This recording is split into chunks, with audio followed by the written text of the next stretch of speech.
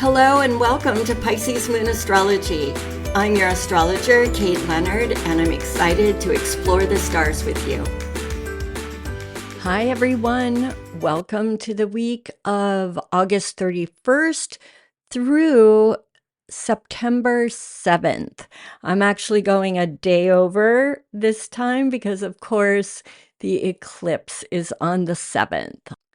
All right, let's just jump right into it because I don't know about you, but I have already had some fated endings and all kinds of eclipsey things happening. I think I mentioned in my last episode that I really feel like eclipse energy is strongest the 2 weeks leading up to the eclipse. And like I said, I've already had a relationship end and things like that. And wow. So let's just jump right in. As I said, on the 7th, we've got the total lunar eclipse in Pisces. All right. So that's the Pisces-Virgo axis, but the moon is actually in Pisces. So this is going to have a whole lot to do with fated release of emotional baggage and outworn structures. And it's going to increase or enhance spiritual unions and creativity, because we know when fate throws us an ending, it always has something to do with making room for a new beginning.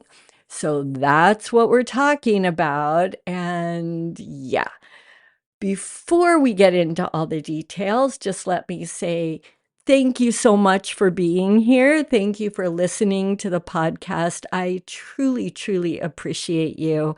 And if I could ask you to please share the podcast, spread the news far and wide. If you know any astro people, please get them to come on over and follow the podcast. And if you could go in and give it a 5-star rating or thumbs up or whatever people do. If you could do that, that'd be super cool. But if not, I'm just glad you're here, and that too is super cool. Also, I want to announce a very rare event, and I'm not just talking about the eclipse, but for any readings booked between now and September 13th, you get 20% off. So go to piscesmoonastrology.com. You can see the services I offer, and there's a little contact button. Just press that and it'll take you to my email, and you can talk to me about getting booked. So I don't run specials very often at all, but for eclipse season and I don't know, Labor Day here in the United States and whatever you want to call it, I'm running a special right now. So I would love to read for you. And if you haven't had your natal chart done, I promise you it makes all of these planetary aspects and things make so much more sense, and they will be so much more meaningful. Okay, getting into the astrology now. Before we get completely focused on the eclipse, I do want to tell you I was actually torn. I think if the eclipse energy hadn't been hitting me so hard, I think I would have talked about this other aspect going on this week, but the eclipse is so intense already. I had to do that. Anyway, the other thing happening is we have this beautiful trine between Jupiter and the North Node. That's Jupiter in Cancer, still exalted. This is a beautiful Jupiter. And the North Node is in Pisces. That's part of this eclipse energy. This goes exact at 18 degrees, and that's on September 1st. We're going to be feeling this all week long. And it's going to be mixed in with the eclipse energy because, of course, the nodes are part of what makes an eclipse. But this Jupiter North Node moment that we get is going to have to do with fated expansion. I think it's very exciting. It's a beautiful aspect that's being formed. But it's also going to be connected to the eclipse.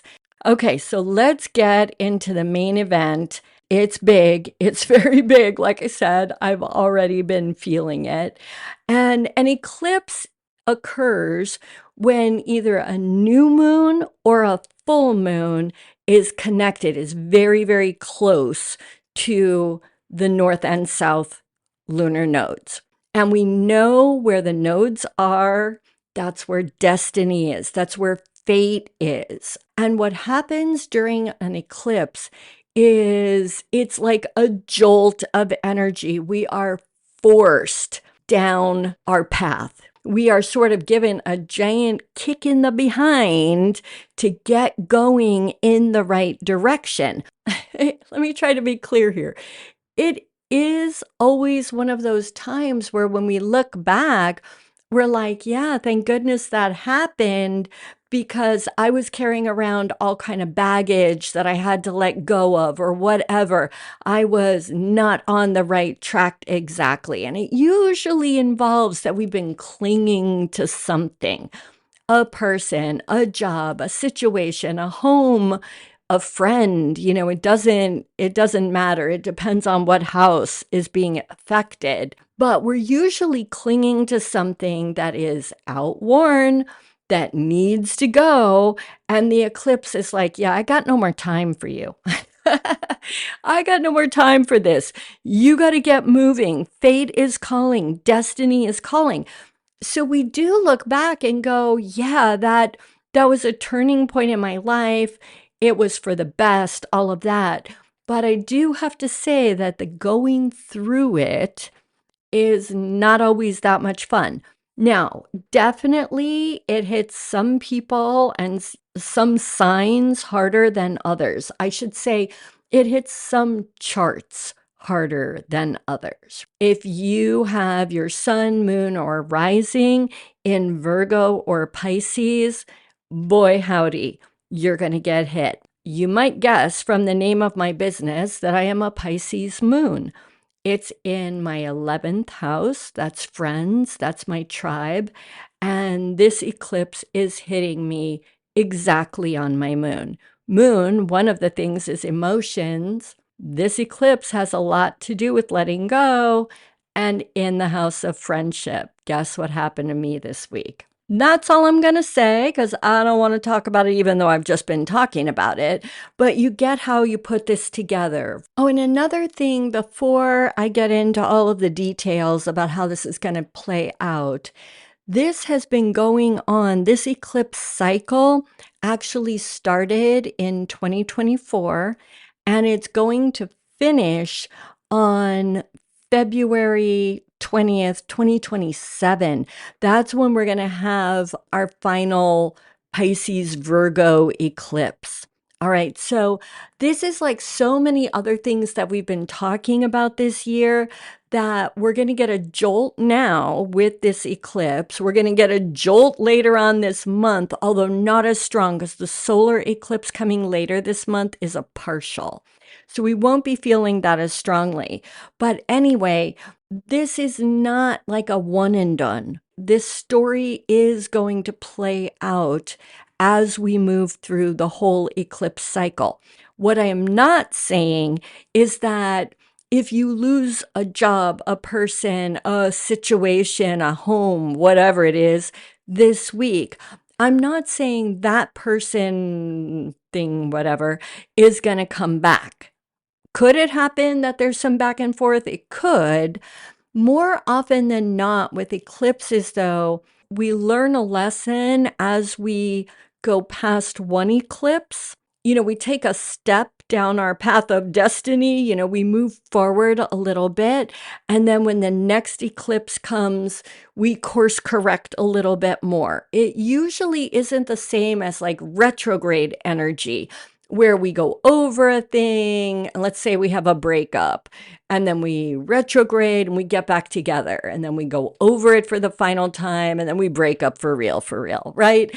It's not usually like that. It's usually where whatever happens, we get a course correction, we go to the next eclipse, and we correct more. So into the details. This is a full moon eclipse. That's what a lunar eclipse is. So think of it in some ways as like a full moon on steroids. That's why I'm saying there's very likely to be some kind of ending or something brought to completion this week. The difference between a full moon and an eclipse, a lunar eclipse, is there's more of a jolt. It's bigger, it's faded, it's intense, and it's like a bomb going off or a kick from behind, right? It usually just isn't like, oh, now I recognize that I need to let go of XYZ. It's usually something that gets brought up in real life and there's some kind of boom. There's a fight with a lover that ends a relationship. Some drama happens at work and you either quit or you're fired or whatever. It usually isn't just a slow, smooth awareness. Does that make sense? The other thing to keep in mind through this whole series is this is the Pisces-Virgo axis. Pisces is about intuition, spirituality, creativity. It's about that inner knowing. It's about subjective knowing. Virgo is the opposite. It's earthy. It's detail-oriented. It wants clear structures. Pisces is the ocean. Pisces has no structure. It's about riding the waves, riding the currents. So this is the axis we're on. The South Node tells us what we're letting go of, and that's Virgo. We are supposed to let go of some of the previously important structures in our lives. The North Node in Pisces, we're supposed to be relying on ourselves, our subjectivity, our inner knowing. This, if you think about it, is totally echoing the Saturn-Neptune conjunction that's been playing around all year. Saturn, structure. Neptune, dissolving structure. They've been asking us to really look at the structures of our lives and consider which of these is outworn. What can we let go of? This eclipse is saying, okay, you've been doing this all year. You've had enough time, and kaboom, let go of that structure, that relationship, that whatever it is, and get moving. Instead of taking little baby steps, it's time to leap across the I don't know, thing you leap across, whatever it is. All right, you get what I'm saying. But this is very much faded. So when this thing happens to you, I know when I went through the loss that I went through this week, I didn't feel all Pisces zen about it, even though I'm a Pisces moon, right? And that should come sort of naturally to me. I wasn't all Pisces about it. And so now I'm looking at it and I'm like, okay, I see what has happened and why it's happened, and I'm bringing this into myself. But I didn't start there. And that's kind of this Virgo Pisces tension we've got going on. You may want to have a very material meltdown first and then go grab the meditation cushion. You know what I'm saying? It can be a little rocky, but the goal is to accept, learn the spiritual lessons, and move forward. Now, the other thing that actually can happen, and you're going to like this bit a whole lot better, so here's the good part coming.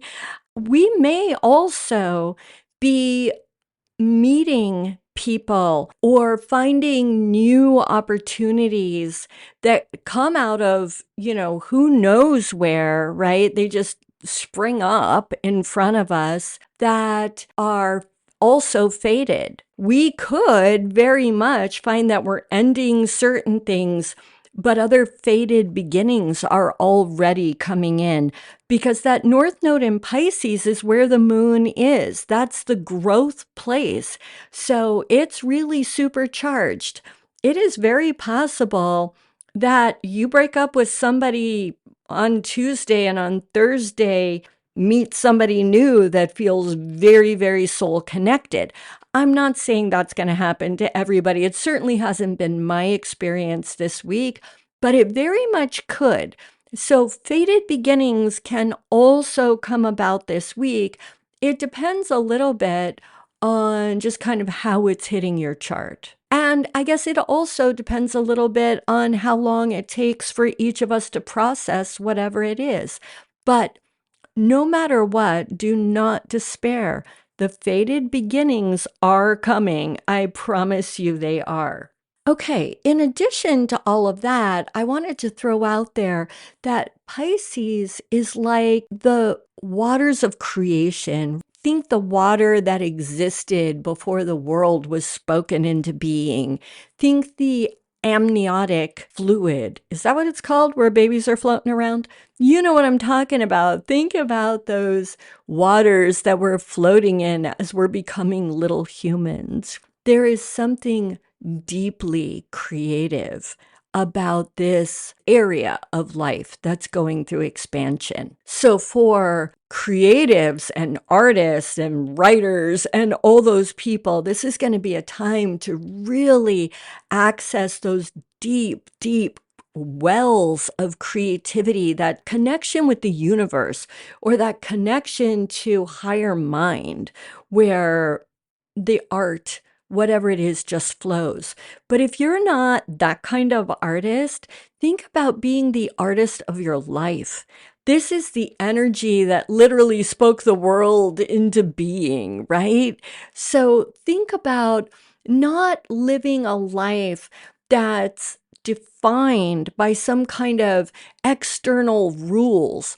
Even if, now I always say this, and some people don't get what I mean by this, so I'll try to be clear. Those external rules may be very internalized. Parental voices, social constructs, all of those kinds of things get embedded so deeply inside us that we think we're following our own rules, but very often those are the rules we were taught when we were learning to be good boys and girls. You know what I mean? Like, if we were really allowed to make our own rules, those might not have been them, but they feel natural to us. This is a time to be the artist of your own life. Think back to when you were a kid and you played make-believe. There's a point when you start playing make-believe. I don't care what thing it is, right? Whether you were playing with baby dolls and playing doctor, I don't know, cowboys, whatever y'all played, right? But when you're playing make believe, there's a place when it starts when you know you're playing make believe. It's like, okay, you're going to be the doctor and I'm going to be the cowboy and we're going to do blah, blah, blah, right? There's a part where you're making it up and you're very conscious that you're doing so. But when it gets going, in that child's mind, think back to when you were a kid and you're in that moment space that kids get so easily. When that world is real, there's a place where the pretend goes away and we're living it. We're in it. We're doing that. I'm really the cowboy or the doctor or the nurse or whatever the heck you're being, right? Where it is so real, like you forget that you're making it up. This is that kind of energy. So for you all who are actual artists, yeah. But for everybody else, you're the artist of your life.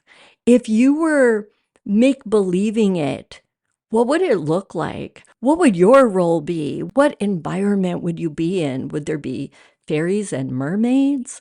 What would there be? And this is the energy. This is that true, deep soul art when you can make it real. It's glorious. I don't necessarily love every single step in the getting to it, but like I said, it's right on top of my moon. It won't be that for all of y'all. But yeah, if there are bumps along the way, that's just an eclipse. Hang with it. Have the tantrum you need to have, and then get back into that Pisces energy. Go into your intuitive, inner knowing space and make your life brilliant. And remember, this is all fated. This is moving us toward our destiny. It's good, right? It's really good. That's what I've got. I am wishing you the most I don't even know what to say. Easygoing, painless, smooth bumps. I don't know what to say. I'm wishing you the best possible eclipse season. And yeah, thank you again so much. Thank you for sharing. Please, please, please do the sharing and all of that. I can't tell you how much it helps me. And until next week, go out and seize the energies of the stars. This is my wish for you always. And yeah, I'll be thinking of y'all while we're going through this. Bye.